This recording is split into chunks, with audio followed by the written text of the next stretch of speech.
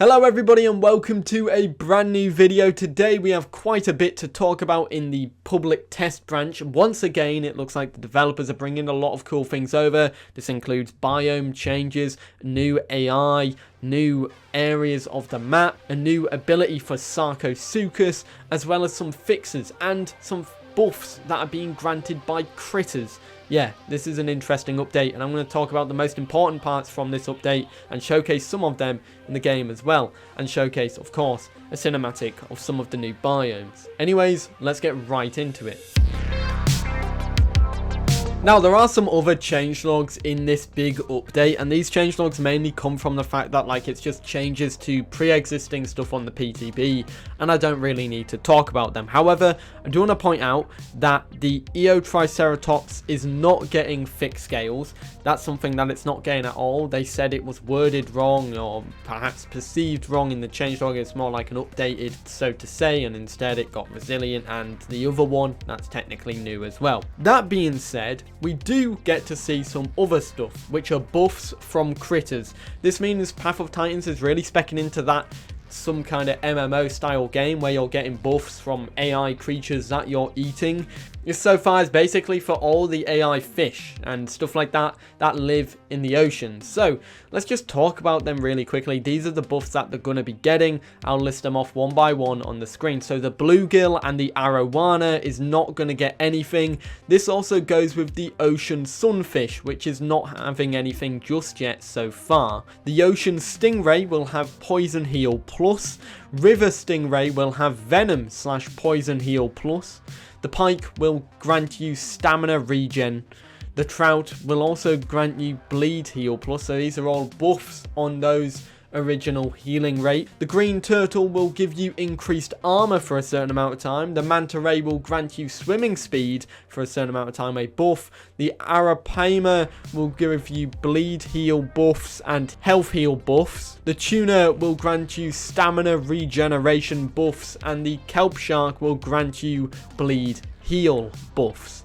There's also another thing that is in relation to icons. It looks like the bone break icon has now changed. It actually now looks like a bone that's been broken, which looks pretty cool. And that's pretty much all the ones that I do want to go through there. There are a lot of smaller changes, but I do feel like it's best to wait for these changes to happen when they go into the live branch and then talk about them in a big changelog video. And if you do want to see the last changelog video from the last update that hit the live branch, feel free to check it out. It's now on the screen now to go check out that video. It's my most recent video before this one, Wednesday's video.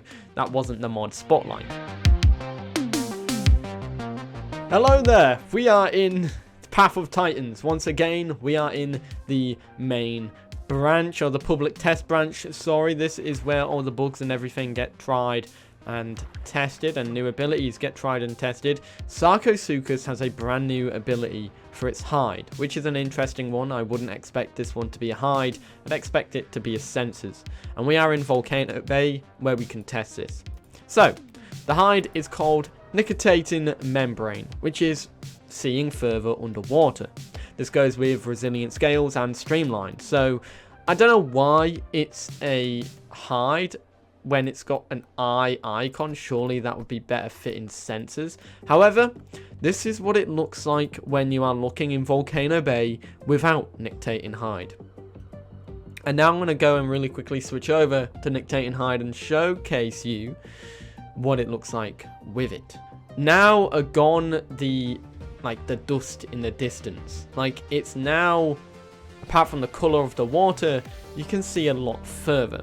I'll put before and after on the screen now so you can see both of them and what it looked like from this angle. I don't think the exact angle is the same. I think it was more like this.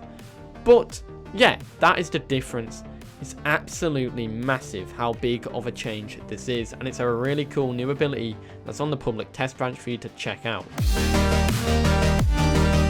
The next thing is something that we knew was coming since the last update video I made, and that was because in that video on the PTB you had to merge your subspecies together, and I made the error of merging them all, which was kind of a big mistake. I wish I was able to have two of the same so I could test it now, but hindsight is 2020. this ties into that. Once you've merged your subspecies, you'll then be able to go to your home cave, and with my prime Allosaurus, with bug tracker of course, you can go ahead and change the subspecies right here.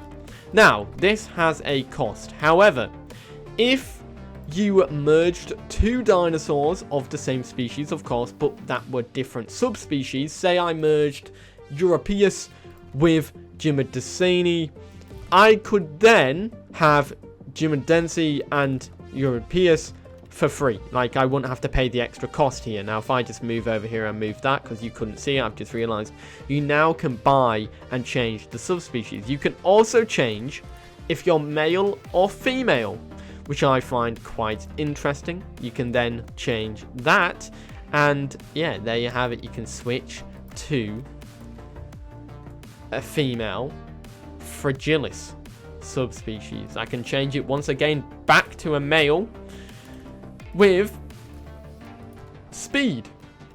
I can also change the skin in here as well. That won't change anything. I'll just go through the same skin change, but instantly get changed back to a male. And of course, with the speed subspecies, each one so far at the moment costs 500. If you merge two dinosaurs that are different subspecies together, you then get both of those subspecies for free, and you won't have to pay any extra marks for them, from what I understand. However, this is a really cool another thing that's been added to the game, and I thought like it's a really cool one to show you in practice rather than talking about it in a video. So that was that. Now let's move on to the next thing. Okay, so we actually do have something here, and I want to say a big thank you to Pepio for helping me figure out where this location was. This is Frog Pond. It's not an actual point of interest, it's just a pond, and it's located right here. This was pointed out to me by a user called Pepio, who's absolutely awesome, and yeah. Now, there is something in this biome, in this little pond, you can kind of guess by the name. And that is frogs. Yeah, there are frogs in here. And from what I'm aware, as of right now, I'm not sure if they can come out and walk on the land. However, there are some screenshots by users which showcase it on land, doing its animations or whatever, but they're not videos. So I don't know if it's just a bug or anything like that. Maybe these will be stuff that will spawn in and around the area rather than just being in the water. But if I go into the water here, you can then see if we can find some of these frogs. Now, I do believe frog AI has existed in the game before, but this is new to Gondwana. Now, this is their home, Frog Pond. However, there might be more frog ponds dotted around the map in the future. We don't know. I'm trying to... There we go. We got a frog. Now, I'm going to really quickly show off what this frog looks like while it's in my mouth. And then we'll go back in the water and show it off again while it's in the water. So, if I just really quickly... Oh, another thing I want to point out. There's actually this dripping water effect now for wet dinosaurs. Now, currently the shake animation doesn't remove it. However, I think in the future it probably will. Anyways, let's showcase this little frog model. So here it is. This is Froggy. I don't know what to call it, but it's a frog. If you guys want to leave a name for this dead frog in the comments down below, that would be, of course, absolutely incredible. But yeah, it's an interesting one. If we just go back under the water, we can see if we can get a close-up image of some froggies. Here we go. Let's have a look here. So here's a froggy doing a little animation. This model looks quite nice, a little rough around the edges, but I mean, it's a small AI critter, so it's not like it's going to be like massively detailed. Of course, once again, it has different animation sets. You can kind of see when it moves, it kind of pushes its legs out and its arms out. And when it's just in the middle of normal motion and swim normally, or more look like this. Now, once again, I don't know if it can walk on land, but there are some pictures that could indicate that they are able to walk on land. So, they might. I'm not too sure. Anyways, guys, if they are able to walk on land, do let me know in the comments. But now, let's move to the next stuff. We have some TLCs in certain areas of the map, which include hot springs, Broken Tooth Canyon, Stego Mountain, Green Valley, and mountains near Whistling Columns.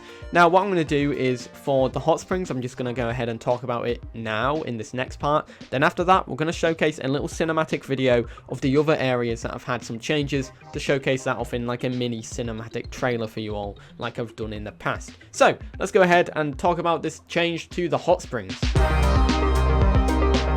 Hey there everybody, we're back once again and we are in the bigger hot springs. Now, from what the changelog reads is that this hot springs now, if I just set my first to 50, apparently this area no longer heals you by drinking from it, which we're going to test right now. Yeah, that is the case. However, my hurt Lambio wants to be healed. There is actually a change here at this larger hot springs, just to point out, it is this one here. This one also has healing effects compared to the little ones there. There's also that one there. Is there any more on the map? I'm not too sure. But if we go ahead and swim in this water,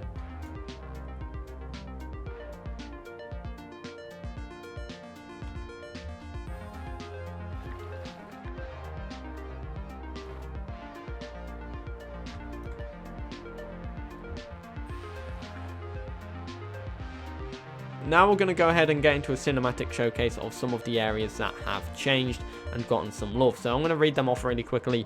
These are some areas that have gotten some love in the new update on the PTB. These are: Broken Tooth Canyon has gotten some TLC. Stego Mountain has gotten more work and quests have been added back to it. Green Valley's rivers are deeper and have more foliage, and mountains near Whistling Columns have been populated and given more love. So, let's go ahead and showcase all of them.